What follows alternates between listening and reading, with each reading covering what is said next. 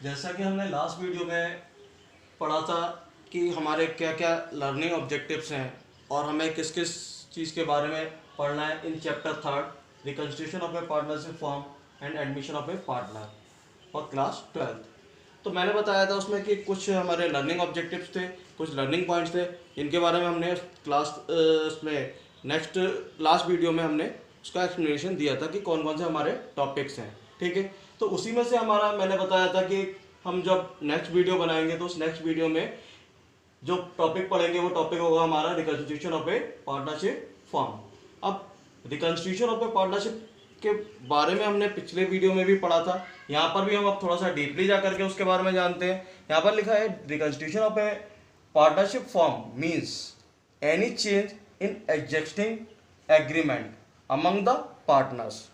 कहने का मतलब क्या है कि reconstitution of a partnership form means होता है कि जो भी हमारे ओल्ड पार्टनर्स हैं उनके एग्रीमेंट में कोई भी चेंजेस आ रहे हैं तो वो चेंजेस ही हमारे reconstitution of a partnership form called किए जाएंगे। कहने का मतलब सिंपल सा अगर हम कहें कि इन सिंपल वर्ड्स कि सपोज दैट ए और बी दो पार्टनर्स थे, ठीक है। अब जो ए और बी दो पार्टनर्स थे वो दोनों अपना पार्टनरशिप फॉर्म चला रहे थे, पार्टनरशिप फॉर्म में वर्क कर रहे थे, ठीक है। अब उनके बीच में वो चाहते हैं कि आगे इन फ्यूचर हम कुछ भी चेंजेस लेकर के आएँ अपने फॉर्म के अंदर, बिजनेस के अंदर। अब वो जो चेंजेस लेकर के आएंगे अपने बिजनेस के अंदर, अपने फॉर्म के अंदर, तो उन चेंजेस और उन बिजनेस के फॉर्म के बेसिस पर क्या होगा, वो जो उनका एग्रीमेंट है वो पुराना एग्रीमेंट कैंसिल हो जाएगा और उन चेंजेस के बेसिस पर नया एग्रीमेंट लिखा जाएगा। अब वो एग्जैक्टली वो चेंजेस क्या होंगे, किन किन रीजन से, किन किन वजह से चेंजेस आ सकते हैं इन पार्टनरशिप फॉर्म, तो उनके बारे में हम यहाँ पर आगे डिस्कस कर रहे हैं। जैसे reconstitution of a partnership form can be take place due to the any one of the following reason. इनमें से कोई भी रीजन के बेसिस पर पार्टनरशिप फॉर्म रिकन्स्टिट्यूट हो सकती है या पार्टनरशिप फॉर्म के जो एग्रीमेंट है, पुराना एग्रीमेंट है, वो कैंसिल हो सकता है और नया एग्रीमेंट बनाया जाएगा। ठीक है, अब पहला पॉइंट क्या है, change in the profit sharing ratio among the existing partners. Change in the profit sharing ratio among the existing partners, जैसा कि मैंने लास्ट वीडियो में भी बताया था, फिर से बता रहा हूं। Suppose that A and B दो पार्टनर्स हैं, ठीक है। इनका रेशियो क्या है, 2:1, इनका ये रेशियो है, ठीक है। अब ये क्या कर रहे हैं, ये रेशियो अपना चेंज करना चाह रहे हैं। अब ये चाह रहे हैं कि फ्यूचर में जो प्रॉफिट शेयरिंग रेशियो हो वो इनका फ्यूचर प्रॉफिट शेयरिंग रेशियो 1:1 का हो जाए, ठीक है। तो ये हो गया इनका ओल्ड रेशियो और ये हो जाएगा इनका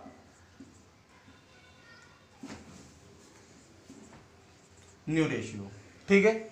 ये इनका फ्यूचर प्रॉफिट शेयरिंग रेशियो बन गया, ये फ्यूचर प्रॉफिट शेयरिंग रेशियो हो जाएगा, ये इनका ओल्ड वाला था, ठीक है। अब ये चाहते हैं कि इस रेशियो में तो क्या होगा, जो पार्टनरशिप फॉर्म है, जो पुराना एग्रीमेंट है, changing in the profit sharing ratio के बेसिस पर वो एग्रीमेंट कैंसिल हो जाएगा और नया एग्रीमेंट लिखा जाएगा या नई डीड तैयार की जाएगी, ठीक है। आपस में जो उनका रीड तैयार होगी, जो नया एग्रीमेंट तैयार होगा, वो इसके बेसिस पर यहाँ पर चेंजेस हो जाएंगे, ठीक है। जैसे इन्होंने 2:1 का रेशियो पुराना बांट रहे थे, प्रॉफिट शेयरिंग रेशियो था, अब नया profit sharing ratio in future वो चाह रहे हैं कि 1:1 का हो जाए। तो इस 1:1 के रेशियो के बेसिस पर अब ये फ्यूचर में जो प्रॉफिट डिवाइड करेंगे, आपस में डिस्ट्रीब्यूट करेंगे, तो वो इस रेशियो में डिस्ट्रीब्यूट करेंगे।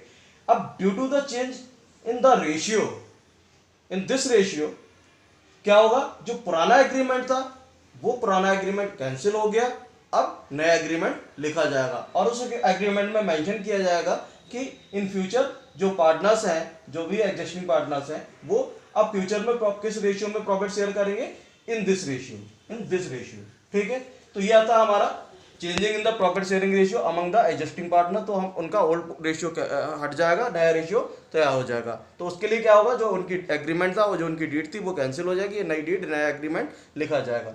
इसी तरह से सेकंड पॉइंट, दूसरा रीजन क्या है, दूसरा reason admission of a new partner, नए पार्टनर का एडमिशन हो रहा है, ठीक है।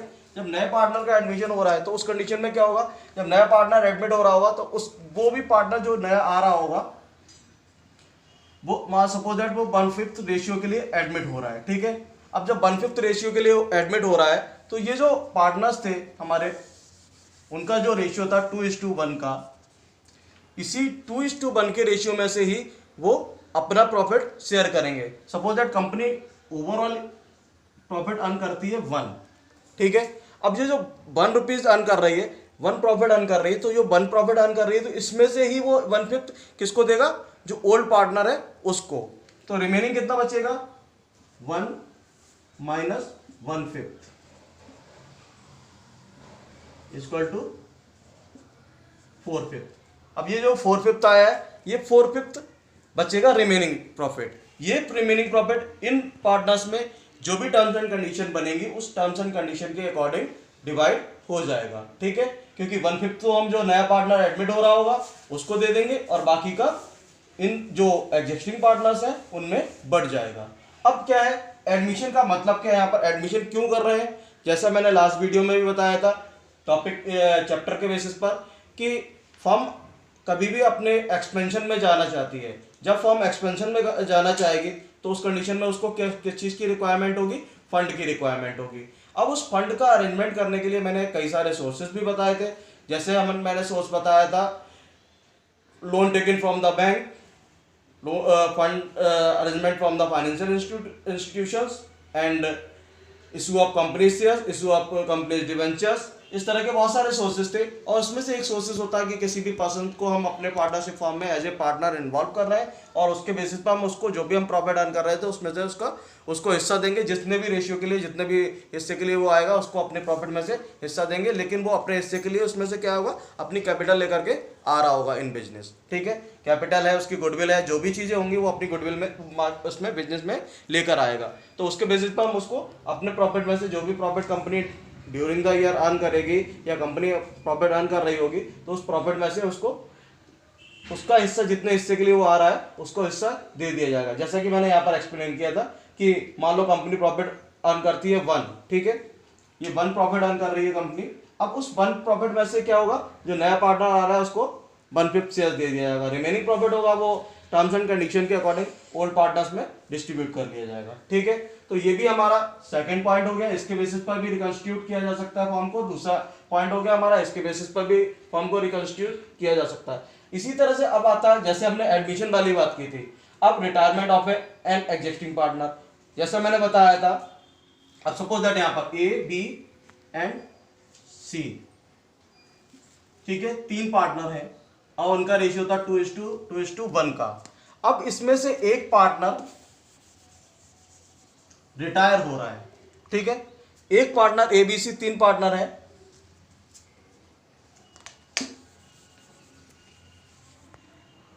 इनका प्रॉफिट शेयरिंग रेशियो था 1:1 का, ठीक है।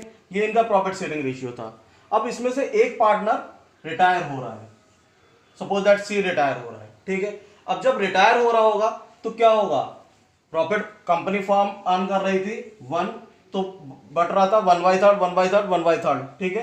किस तरह से बट रहा था, 1/3, 1/3, 1/3, ठीक है। अब इस रेशियो में प्रॉफिट डिस्ट्रीब्यूट हो रहा था अर्लियर।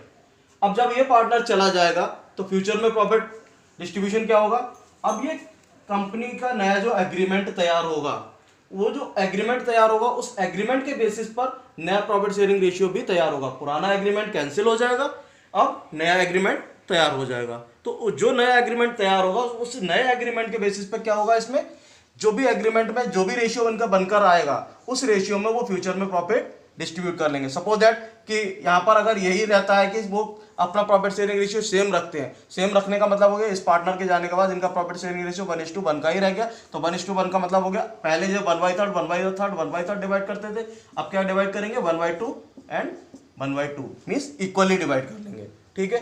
तो ये भी पॉइंट बन सकता है हमारा। नेक्स्ट पॉइंट सेम पॉइंट आता है, ठीक है। जैसा हमारा retirement of A partner, ABC 3 partner है, एक पार्टनर रिटायर हो गया, बाकी 2 बचे, उन्होंने अपने नए एग्रीमेंट के बेसिस पर जो भी डिसाइड किया, जो भी उनका नया एग्रीमेंट बनेगा उसके बेसिस पर अपना प्रॉफिट शेयरिंग रेशियो बना लेंगे, ठीक है। नेक्स्ट पॉइंट आता है हमारा death of A partner. Death of A partner में क्या है, जब किसी पार्टनर की डेथ हो जाएगी, same as the retirement of the partner. जैसे किसी भी पार्टनर की डेथ हो रही है, जब एक पार्टनर की डेथ होगी तो उस कंडीशन में भी क्या होगा, सपोज दैट एबीसी 3 पार्टनर, फिर से वही पॉइंट आता है, एबीसी 3 पार्टनर थे, 3 पार्टनर्स थे, अब उसमें से एक पार्टनर रिटायर हो रहा है, ठीक है।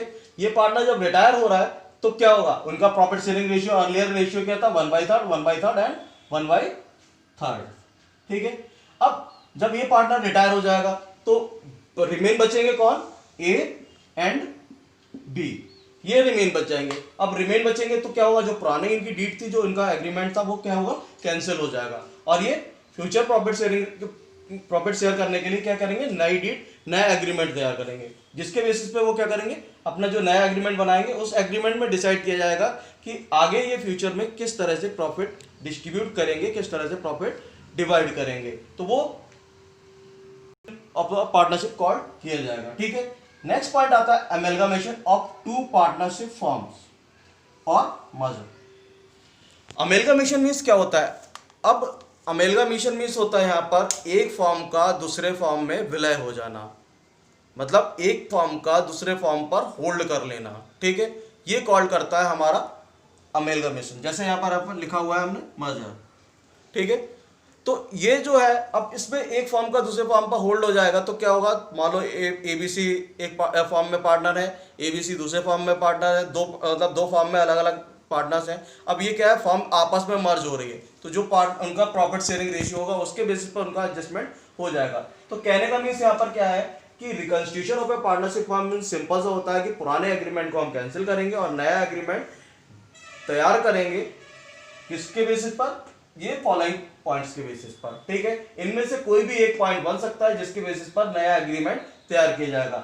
पार्टनर्स अपना रेशियो चेंज करना चाह रहे हैं तब भी हम रिकंस्टिट्यूट करेंगे, पार्टनर्स नया पार्टनर एडमिट करना चाह रहे हैं तब भी हम फॉर्म को रिकंस्टिट्यूट करेंगे, किसी पार्टनर को, कोई भी पुराना पार्टनर रिटायरमेंट होना चाह रहा है तब भी हम फॉर्म को रिकंस्टिट्यूट करेंगे, किसी पार्टनर की एनी रीजंस डेथ हो जाती है तो तब भी हम फॉर्म को रिकंस्टिट्यूट करेंगे।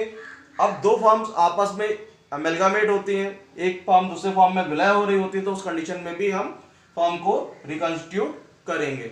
तो ये है हमारे यहाँ पर इस चैप्टर में आगे क्रिटिकल पॉइंट्स की why we reconstitute the partnership form, हम अपनी पार्टनरशिप फॉर्म को क्यों रिकंस्टिट्यूट करेंगे, उस रिकंस्टिट्यूशन के क्या रीजंस हैं, ऐसे क्या पॉइंट बनेंगे, ऐसे क्या सर्कमस्टेंसेस बनेंगे जिनके बेसिस पर हम पार्टनरशिप फॉर्म को रिकंस्टिट्यूट करेंगे। तो एग्जैक्टली हमारे पास में क्या है रीजंस, ये सारे पांचों हमारे रीजंस हैं जिनके बेसिस पर हम अपने फॉर्म को रिकंस्टिट्यूट करेंगे, ठीक है। तो अब क्या होता है कि जब हम इन फॉर्म को रिकंस्टिट्यूट कर रहे थे, जैसा मैंने पहले भी बता दिया, जितना भी इस वीडियो में कई बार रिपीट किया कि पुराना रिकंस्टिट्यूशन के बेसिस पर पुराना एग्रीमेंट कैंसिल हो जाता है और नया एग्रीमेंट लिखा जाता है। तो ठीक है स्टूडेंट्स, आई थिंक अगर सारे पॉइंट्स क्लियर हो गए होंगे, अगर किसी भी पॉइंट में कोई डाउट हो तो मुझसे व्हाट्सएप पर डिस्कस कर सकते हो।